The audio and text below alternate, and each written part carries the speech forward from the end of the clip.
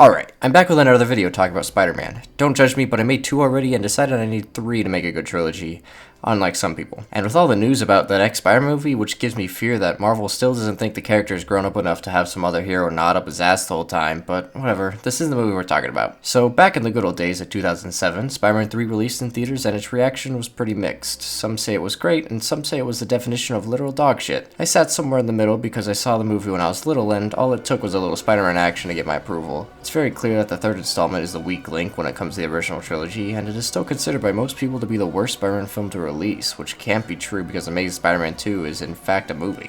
However, there are some speculations that a 3.1 editor's cut was sitting out in the wild, and people were eager to get their hands on it, except it didn't come out anytime soon. There's a Spider-Man 2.1, which doesn't necessarily add much, but it didn't really need to, considering that movie is already perfect on its own. However, recently I discovered that 3.1 was finally released into the wild, and I was incredibly excited to see what the differences it had to offer. After watching it, I must say, Spider-Man 3.1 really saved the movie and making the entire Sam Raimi Spider-Man trilogy much more satisfying. Granted, I did watch it right after watching the first 2, so that might give me some bias. Spider-Man 3.1 didn't change too much, but it changed and added enough to where I was really happy where the movie ended. Now let's get into what some of the problems Spider-Man 3 faced, and then go over what this editor's cut did to try and clean it up a bit. Spider-Man 3 was the product of Sam Raimi having a gun pointed at his head, telling him what this movie had to include. This movie was supposed to be solely about Sandman, Harry becoming Green Goblin, and recent reports show that Vulture was going to play a role in it as well, serving as a villain Peter would defeat at the beginning and show up for revenge at the end. From what I can find, Venom wasn't even supposed to be in the movie to begin with, or even if he was, it was just to be a setup for the 4th movie. Spider-Man 3 was missing the complexity of its villains. Green Goblin and Doc Ock were incredibly complex, and that's a core element of what made the movies as grand as they were. The closest we got to a villain on that scale after those 2 would be Vulture, and even then that movie is just okay. Just by going through and watching the movie again, it's so clear how much time Sam Raimi wanted to put into Sandman. Not much needed to be shown about Harry because we had 2 movies to set him up as becoming the next Goblin.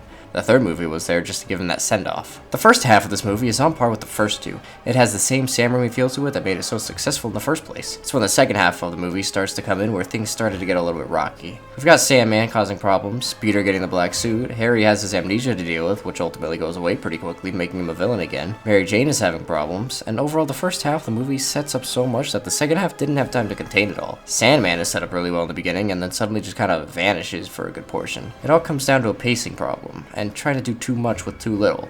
On top of that, Venom is supposed to be introduced and taken care of by the end. There was no way that was going to work, and sadly Sam Raimi became the target of the movie's downfall, when in reality, people should be angry at this man. Trust me, every time I see his name in a Spider-Man movie, I squint my eyes and whisper to myself to leave the movie alone. He's the one who was super hell-bent on shoving Venom into the final act of this movie. You would think after 2 incredible hits, the studio would trust Sam to do his own thing, but no. Venom is popular with the kids, and we need Venom. It just doesn't feel right to have such a big Spider-Man character get like 20 minutes of screen time, if even that, before he kicks the bucket, and sadly, big choices like that were unsavable when it comes to the editor's cut. But it is still able to salvage what little hope this movie had left. So here are the changes that were made. Granted, it's not a lot, but it does its job. There's an added scene that shows Sandman building a big sandcastle for his daughter at the lake.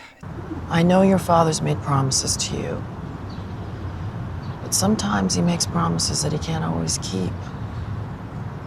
I don't know, something always seems to get in his way, I guess. It's not a long scene, but it reminds us of Sandman's motivations.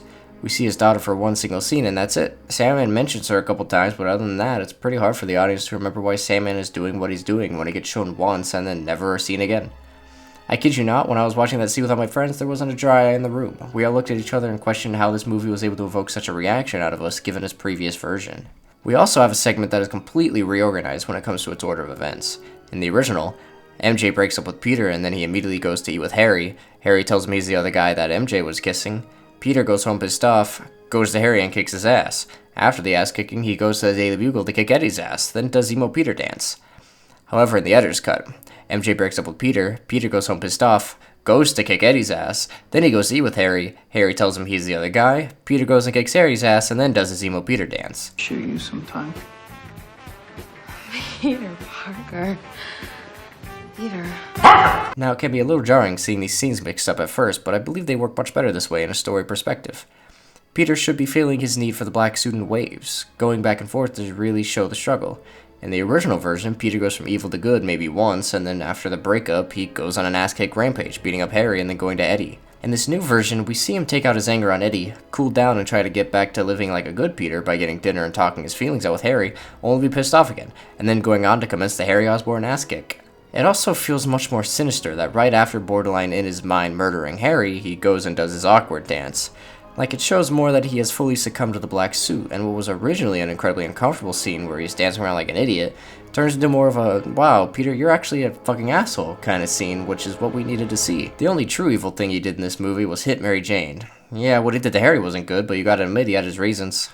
But this victory dance kind of adds another mark on his evil agenda. He also laid in the bed Norman Osborn died on, like, bro, chill. But I did like this cocky asshole Peter over the more emo Peter. Once that's done, it mostly goes the same way as the original, but those added scenes and reworks really made the pacing so much better. There aren't any changes really to the first half of this movie because it didn't need it. Most of the work came into play during the second half.